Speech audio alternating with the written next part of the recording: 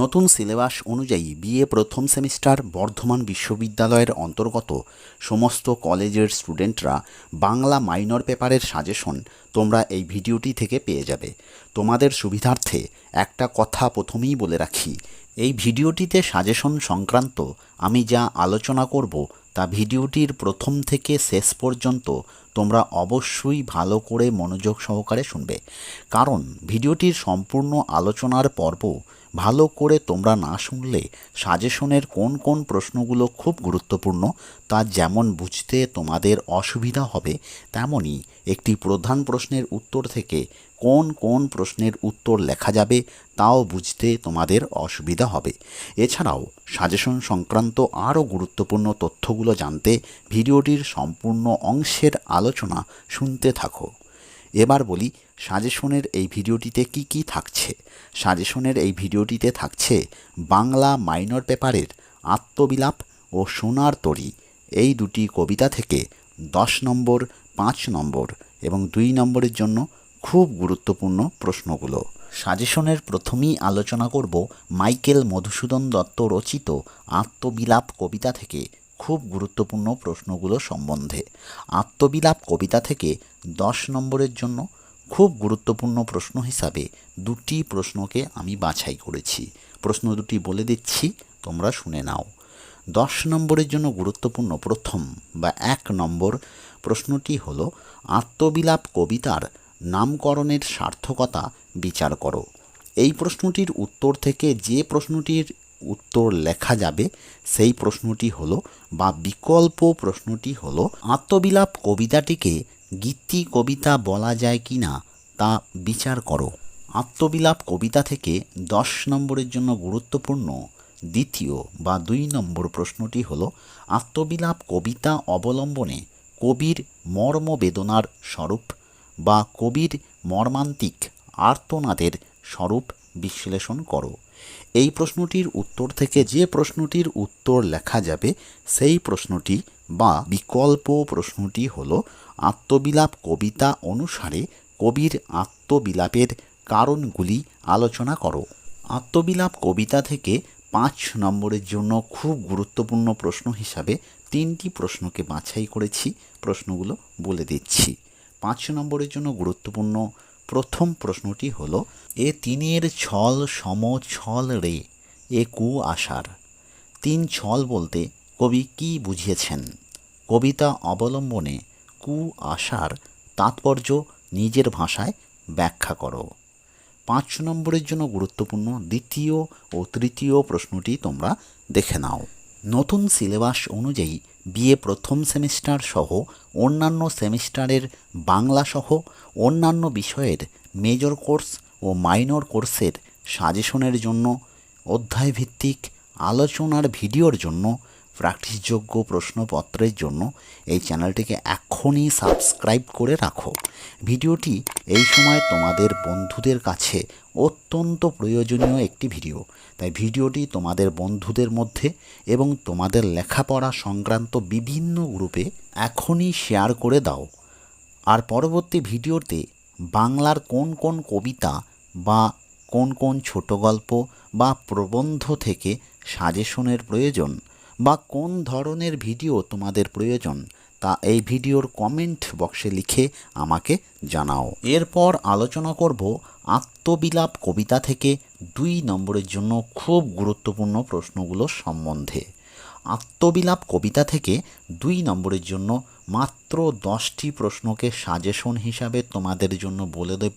তোমরা প্রশ্নগুলো শুনে নিও এবং খাতায় লিখে রেখো, আর অবশ্যই তোমাদের পরীক্ষার জন্য ভালো করে তৈরি করে রেখো। তাহলে আত্মবিলাপ কবিতা থেকে 2 নম্বরের জন্য খুব গুরুত্বপূর্ণ প্রথম বা 1 নম্বর প্রশ্নটি হলো আত্মবিলাপ কবিতাটি কবে রচিত হয়? এটি কোন ধরনের কবিতা? এটি কোন কাব্যগ্রন্থের অন্তর্গত? দ্বিতীয় বা 2 নম্বর প্রশ্ন পতঙ্গ যে রঙ্গে ধায় এই অংশটি কোথা থেকে নেওয়া হয়েছে? এই অংশটির বক্তব্য বুঝিয়ে লেখো। তৃতীয় বা 3 নম্বর প্রশ্ন কে না জানে অম্বুবিম্ব অম্বু মুখে সদ্য পাতি কথাগুলির মর্মার্থ লেখো। চতুর্থ বা 4 নম্বর প্রশ্ন, আত্মবিলাপ শব্দের দ্বারা কি বোঝানো হয়েছে? পঞ্চম বা 5 নম্বর প্রশ্ন, আত্মবিলাপ কবিতায় কোন সুর প্রাধান্য পেয়েছে? আত্মবিলাপ কবিতাটি কোন ছন্দে রচিত? 6 নম্বর প্রশ্ন, মরীচিকা মরুদেশে নাশে প্রাণ তৃষ্ণা ক্লেশে। মরীচিকা কিভাবে তৃষ্ণার্তের প্রাণ নাশ করে? 7 নম্বর প্রশ্ন, নিশার স্বপন সুখে সুখী যে কি সুখ তার? এর দ্বারা কবি কি বোঝাতে চেয়েছেন? 8 নম্বর প্রশ্ন, আত্মবিলাপ কবিতায় আশাকে ছলনাময়ী বলা হয়েছে কেন? 9 নম্বর প্রশ্ন, আত্মবিলাপ কবিতায় কয়টি স্তবক আছে এবং স্তবকগুলিতে কয়টি করে চরণ আছে? 10 নম্বর প্রশ্ন, নারিলি হরিতে মণি দংশিল কেবল ফণি। উক্তিটির মর্মার্থ লেখো। এরপর আলোচনা করব রবীন্দ্রনাথ ঠাকুর রচিত সোনার তরী কবিতা থেকে খুব গুরুত্বপূর্ণ প্রশ্নগুলো সম্বন্ধে। সোনার তরী কবিতা থেকে 10 নম্বরের জন্য খুব গুরুত্বপূর্ণ প্রশ্ন হিসাবে দুটি প্রশ্নকে বাছাই করেছি। প্রশ্ন দুটি বলে দিচ্ছি। 10 নম্বরের জন্য গুরুত্বপূর্ণ প্রথম বা 1 নম্বর প্রশ্নটি হল, সোনার তরী কবিতায় বর্ষা প্রকৃতির যে রূপ ফুটে উঠেছে তা নিজের ভাষায় লেখো। 10 নম্বরের জন্য গুরুত্বপূর্ণ দ্বিতীয় বা 2 নম্বর প্রশ্নটি হল, সোনার তরী কবিতাটি রূপক কবিতা বা তত্ত্বাশ্রয়ী কবিতা হিসাবে বিষয় সংক্ষেপ বা ভাববস্তু আলোচনা করো। সোনার তরী কবিতা থেকে 5 নম্বরের জন্য 3টি প্রশ্নকে বাছাই করেছি। প্রশ্নগুলো দেখে নাও। 5 নম্বরের জন্য গুরুত্বপূর্ণ প্রথম বা 1 নম্বর প্রশ্নটি হলো, ঠাঁই নাই ঠাঁই নাই ছোট সে তরী। এখানে কোন তরীর কথা বলা হয়েছে? তরীকে ছোট বলার কারণ উল্লেখ করো। দ্বিতীয় প্রশ্ন এবং তৃতীয় প্রশ্নটিও তোমরা দেখে নাও। আরও অন্যান্য বিষয়ের সাজেশনের ভিডিওর জন্য আমার এই চ্যানেলে গিয়ে প্লেলিস্ট অপশন থেকে BA first semester new syllabus এই ফোল্ডারের ভিডিওগুলো তোমরা দেখতে পারো। ওই ভিডিওগুলো থেকে তোমরা অনেক উপকৃত হবে। আর যারা ভিডিওটি এখন দেখছো কিন্তু চ্যানেলটিকে এখনও সাবস্ক্রাইব করনি, তারা অবশ্যই চ্যানেলটিকে এখনই সাবস্ক্রাইব করে রাখো আর ভিডিওটিতে একটা লাইক করে দিও। এছাড়াও সাজেশন সংক্রান্ত যে কোনো প্রশ্ন থাকলে তোমরা এই ভিডিওর কমেন্ট বক্সে লিখে আমাকে জানিও। সোনার তরী কবিতা থেকেও 2 নম্বরের জন্য খুব গুরুত্বপূর্ণ প্রশ্ন হিসাবে মাত্র 10টি প্রশ্ন আমি সাজেশন হিসাবে তোমাদের জন্য বলে দিচ্ছি। তোমরা প্রশ্নগুলো ভালো করে শুনে নাও আর খাতায় লিখে রাখো। সোনার তরী কবিতা থেকে 2 নম্বরের জন্য খুব গুরুত্বপূর্ণ প্রথম বা 1 নম্বর প্রশ্নটি হলো, সোনার তরী কবিতাটি কোন কবির কোন কাব্যগ্রন্থের কবিতা? দ্বিতীয় বা 2 নম্বর প্রশ্ন, সোনার তরী কবিতাটি কবি কত সালে কোথায় বসে লিখেছিলেন? তৃতীয় বা 3 নম্বর প্রশ্ন, সোনার তরী কবিতাটি কার কত সংখ্যক কবিতা?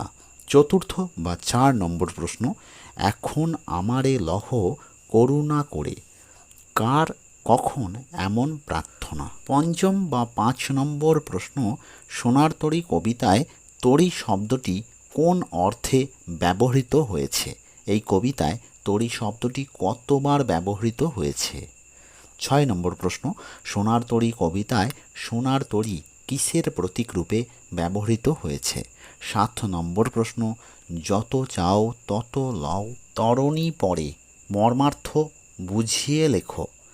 8 নম্বর প্রশ্ন, সোনার তরী কবিতাটির স্তবক সংখ্যা কয়টি? এই কবিতাটি কোন ছন্দে রচিত? 9 নম্বর প্রশ্ন, দেখে যেন মনে হয় চিনি উহারে, কে কাকে চেনার কথা বলেছেন? 10ম বা 10 নম্বর প্রশ্ন, সোনার তরী কবিতাটিতে কোন সত্যের উল্লেখ করা হয়েছে তা কবিতা অবলম্বনে লেখো।